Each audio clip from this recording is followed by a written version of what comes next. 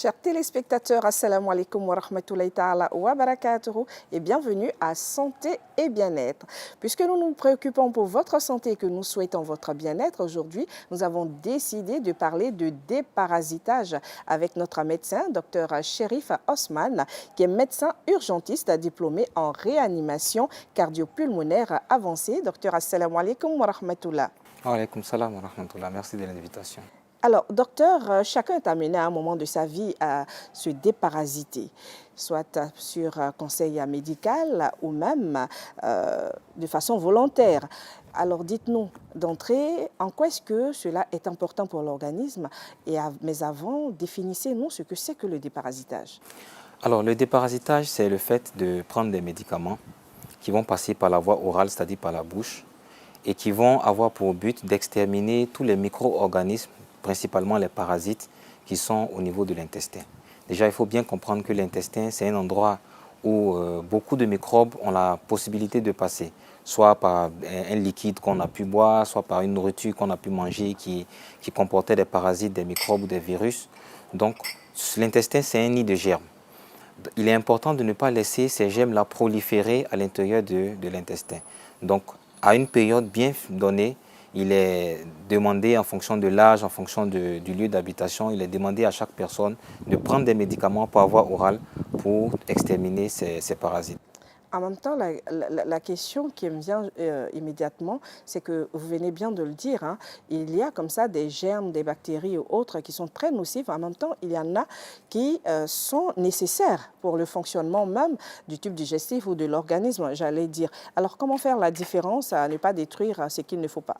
C'est une très très belle question parce qu'effectivement, chez l'être humain, chez les mammifères de façon générale, il existe ce qu'on appelle le microbiote intestinal. C'est un ensemble de microbes qui, au contraire d'être néfaste pour l'organisme, ils participent aux réactions positives. Quand vous mangez, ce sont ces microbes-là qui vont aider à détruire à participer aux réactions enzymatiques. En tout cas, ce sont ces microbes qui vous aident à bien digérer. Donc, les médicaments que vous prenez sont fabriqués avec pour objectif de ne pas détruire justement ce microbiote intestinal-là. Ils vont détruire que les parasites qui sont pathogènes. D'accord. Alors, tout le monde peut se déparasiter. Est-ce que c'est à partir d'un certain âge? Déjà, avant 11 mois, il n'est pas nécessaire de se déparasiter parce que l'enfant est protégé par les anticorps maternels. Donc, il n'est pas nécessaire, il n'a pas été prouvé que le déparasitage est possible avant 11 mois.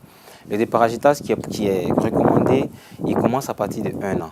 Déjà de 1 à 5 ans, on recommande à l'enfant de se déparasiter tous les 6 mois avec une molécule qui est un antidéparasitaire, j'allais dire général. C'est-à-dire que c'est un médicament qui tue des parasites, un grand nombre de parasites. Donc il est conseillé pour les enfants de 1 à 5 ans, tous les 6 mois, de leur donner des déparasitants. Et généralement, c'est sous forme de sirop pour ces enfants? Parfois, c'est des sirops, parfois, c'est des comprimés. Il y a même des comprimés à écraser, voilà, qu'on écrase, on met dans une cuillère de façon très hygiénique et on donne aux enfants. Voilà. Donc, il y a différentes possibilités, mais il faut quand même s'assurer que les enfants n'aient pas... Parce qu'il y a certaines parasitoses intestinales qui sont mortelles pour les enfants. Par exemple, les ankylostomoses, qui sont parfois anémiantes, c'est-à-dire qu'elles vont... ce qu'on appelle en jargon général, elles vont boire le sang, elles vont sucer le sang, l'enfant devient anémié, il passe tout le temps à l'hôpital, on dit l'enfant anémié, il est anémié. En fait, c'est parce qu'il a dans son intestin des microbes qui aspirent son sang. Donc, tant que vous ne soignez pas ça, il va passer toute sa vie à l'hôpital à soigner l'anémie. Voilà, donc il faut soigner ça. Il y a aussi une fréquence qui est conseillée, par exemple, entre le premier déparasitage et le second déparasitage. Parce qu'il faut savoir que dans le corps, les parasites, ils font des œufs. Et quand vous prenez la première dose, le médicament va détruire les adultes. Mais les œufs sont encore sous forme, ils sont encore des œufs.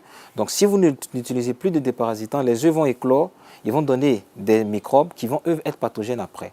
Donc on demande entre la première dose et la deuxième dose de laisser 14 jours, c'est-à-dire 2 semaines, pour que déjà ça permet aux adultes d'être exterminés, mais ça permet aussi aux œufs d'éclore et avant qu'ils puissent produire d'autres œufs, on les extermine. Puisqu'on parle du déparasitage, est-ce que tous les vermifuges utilisés ont la même capacité de nous aider, de nous rendre service. Voilà pourquoi il est important de ne pas s'auto-médiquer souvent dans les déparasitages. Parce qu'il y a beaucoup de patients, tellement qu'ils sont habitués à leur déparasitant, ils se disent, bon, moi, je prends tel produit et donc je vais utiliser du mébendazole ou bien de l'albendazole de façon systématique.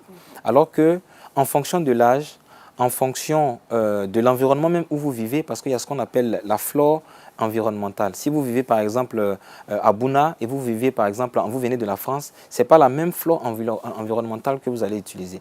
Donc il est nécessaire de faire une consultation. Tous les médicaments peuvent être positifs comme négatifs pour l'organisme. Donc il ne faut pas les prendre directement. Il faut faire une consultation. C'est le médecin qui est le mieux habilité à vous dire la molécule qui exactement. Donc c'est une prescription médicale. Le déparasitage se donne par le médecin en fonction de votre âge, de votre environnement et de la fréquence à laquelle vous allez vous déparasiter. On a des personnes qui ne se sont jamais fait déparasiter dans leur vie. Alors pourquoi aujourd'hui on nous parle de déparasitage comme si c'était vraiment vital? Donc déjà, quelqu'un qui ne s'est jamais fait déparasiter, c'est un peu la faute, si on dirait comme ça, de ses parents. Parce que le déparasitage, c'est la mère ou le père qui déparasite ses enfants. Ça doit commencer dans l'enfance déjà. Dans les zones les plus reculées, il y a des parents qui ne savent même pas ce que c'est. Justement. Donc voilà pourquoi il est important de sensibiliser. Tous les parents qui nous écoutent à travers ce canal doivent comprendre que leurs enfants qui ont de 1 à 5 ans doivent se faire déparasiter tous les 6 mois. Il ne faut pas laisser l'enfant, parce qu'il joue dans le sable, il a un contact avec un certain nombre de microbes, il ne doit pas rester ces parasites-là dans son intestin. Et surtout, il y a des campagnes gratuites auxquelles les parents doivent il y a des campagnes gratuites, en y envoyant leurs enfants. Il y a des déparasitages, des campagnes nationales pratiquement de déparasitage qui sont très simples. C'est juste quelques gouttelettes qu'on va mettre dans la bouche de l'enfant. En moins de 2 secondes, l'enfant est déparasité. Donc il faut sensibiliser aussi nos communautés à ces choses-là. Mais pour une personne qui ne s'est jamais fait déparasiter dans l'enfance et qui se retrouve à l'âge adulte, qui n'a jamais eu contact avec le déparasitage, ça ne pose pas de problème plus particulier parce qu'il doit débuter son déparasitage en ce moment. Voilà, donc il va se déparasiter d'abord les 2 premières doses de 14 jours d'intervalle, comme je l'ai dit, et après tous les 3 mois, ensuite tous les 6 mois, le médecin va lui conseiller un rythme de déparasitage en fonction de son environnement. Alors, pour quelqu'un qui fait de l'automédication et qui s'habitue à prendre des vermifuges, et d'ailleurs très mal, est-ce qu'il y a des conséquences du fait que l'organisme s'habitue Alors, l'une des conséquences, ce sont les résistances. Voilà, parce que le microbe va avoir contact avec le vermifuge non efficace, il va s'habituer à lui, il va développer des méthodes pour combattre. Donc même quand vous allez prendre après des vermifuges qui sont efficaces, ça peut ne pas jouer le rôle. Et comme je le disais, ces maladies-là peuvent être mortelles. Il y a des pathologies des parasites qui vont se multiplier dans l'organisme, qui vont même migrer au cerveau, qui vont donner des pathologies cérébrales, c'est-à-dire que le malade va avoir pratiquement un coma, il peut même en mourir à cause des parasitoses intestinales. Donc ce n'est pas une pathologie vraiment à prendre à la légère. Il est important que tout le monde sache que le déparasitage qu'on fait, ce n'est pas juste pour avoir une bonne digestion. Le déparasitage, c'est vraiment pour avoir, pour survivre en fait. Parce que, pour améliorer sa santé. Pour améliorer sa santé, c'est ça. Merci infiniment. Chers téléspectateurs, vous suivez Santé et Bien-être. Aujourd'hui, nous nous intéressons à la question du déparasitage avec notre consultant, Dr Chérif Osman, médecin urgentiste diplômé en réanimation cardio-pulmonaire avancée. Docteur, intéressons-nous au déparasitage de la femme enceinte. Est-ce possible? Oui, c'est même exigé. Vous savez, la femme enceinte, c'est aussi une immunodéprimée. C'est quelqu'un qui a le corps qui a une petite dépression à cause de l'enfant que le corps porte. Le corps va devenir moins agressif vis-à-vis de tout parce que l'enfant est là. Il ne faudrait pas que l'enfant soit expulsé. Donc, il est exigé à la femme de faire une séance de déparasitage pendant sa grossesse. Maintenant, une chose qu'il est important de dire, c'est que lorsqu'on présente des symptômes de parasitose intestinale, l'urgence de déparasitage devient très élevée. Par exemple, quand vous avez des prurites anales, c'est-à-dire le fait d'avoir des démangeaisons de la sphère anale. Par exemple, vous avez une exagération de l'appétit ou bien un manque d'appétit. Il y a des patients qui disent « je mange, je ne suis pas rassasié » ou parfois ils disent « dès que je paie une bouchée, je suis immédiatement rassasié ». Tout ça, ce sont des symptômes de parasitose intestinale. Donc, une fois que vous présentez les symptômes, il est encore plus important de prendre des médicaments, des vermifuges qui vont détruire ces symptômes-là voilà, dans votre intestin. Ça veut dire qu'il est plus important de se rendre dans une officine, dans un hôpital, pour que le médecin vous donne le médicament adéquat. Docteur, nous allons aborder la prise en charge dans le traitement de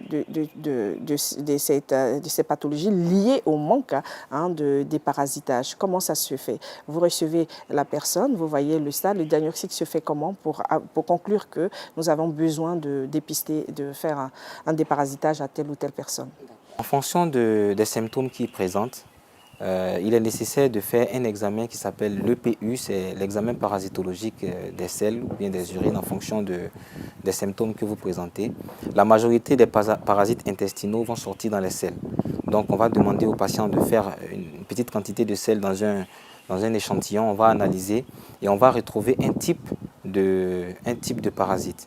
Et en fonction du type de parasite, on va vous prescrire un médicament qui agit préférentiellement sur ce parasite-là pour que la maladie soit exterminée. Mais il faut savoir que la prévention est beaucoup plus efficace que le traitement. D'accord. Et c'est d'ailleurs sur ces notes que nous allons terminer, bien sûr, après les conseils que vous avez bien vous allez bien vouloir livrer à tous nos téléspectateurs.